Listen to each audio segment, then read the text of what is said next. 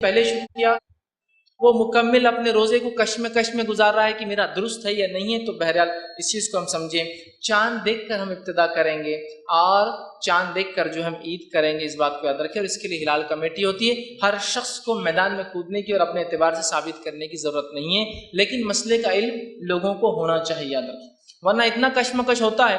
اور حالات تو یہاں تک ہے کہ ایک میڈیا چینل نے اس بات کو جو ہے نشر کیا، اس کو ریلے کیا کہ بہت ساری بار تو ہلال کمیٹیوں پر بزنس مین کارپوریٹ کا اتنا پریشر ہوتا ہے کہ چاند آج ڈکلیئر کرو ہی، اس لیے کہ مال آ گیا، اور اگر تم نے گڑبڑ کی اور رات میں 12 بجے اعلان کیا تو مال خراب ہو جاتا ہے. تو کارپوریٹ لیول پر پریشر ڈالا جاتا ہے کہ چیز ڈکلیئر کر دی جائے. انداز لگائیے، چونکہ ہم لوگ اس طرح سے اختلاف کرتے ہیں تو لوگوں کو موقع ملتے ہیں پھر اس طرح کے کام کرنے کی، تو لہٰذا ہم اس معاملے میں ڈیپینڈ ہوتے ہیں کسی پر.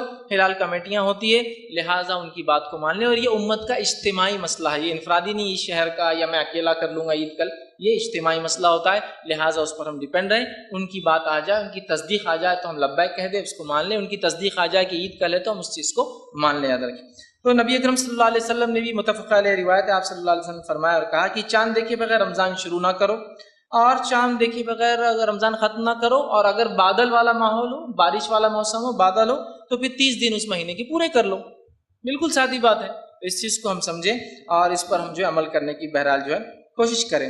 اسی طرح جو ہے نبی اکرم صلی اللہ علیہ وسلم نے صحیح مسلم کی روایت فرمایا اور کہا کہ چاند کے تعلق سے اگر سمجھ لیجیے ایسا ہوتا ہے کہ کمیٹی کہتے ہیں کہ کل سے روزے شروع ہوں گے، یا عید کل ہوں گی سمجھ لیجیے، یا پرسوں ہوں گی کل نہیں ہے. اب پرسوں کا دن آ گیا تو چاند بہت بڑا دکھ رہا، ارے گڑبڑ ہو گئی، عید کے دن روزہ رکھا دیے، حرام روزہ رکھا دیے. یا پھر شروع کرنے کے اندر دوسرے دن جب چاند دکھا تو بڑا دکھا، آج شاید 2 کا چاند دکھ رہا، ارے 3 کا چاند ہے، روزہ ایک چھوٹ گیا، فلاں ہو گیا. ہم اختلاف نہ کریں. نبی اکرم صلی اللہ علیہ وسلم کا ایک مرتبہ یہی ہوا کہ اختلاف ہوا کہ چاند 2 کا ہے 3 کا ہے. لوگوں نے کہا تو عبداللہ بن عباس رضی اللہ عنہ موجود تھے، انہوں نے کہا کہ ایسا اختلاف مت کرو. نبی اکرم صلی اللہ علیہ وسلم کو میں نے فرماتے ہوئے سنا کہ اللہ تمہارے دکھانے کے لیے چاند کو بڑا کر دیتا ہے. تو لہٰذا جب ہم طے کر لیں اور دیکھ لیں تو اس میں اختلاف نہ کریں، شک نہ کریں، اور بہرحال پھر رمضان کا مہینہ شروع ہو جاتا ہے. اسی طرح عید ہوتی ہے.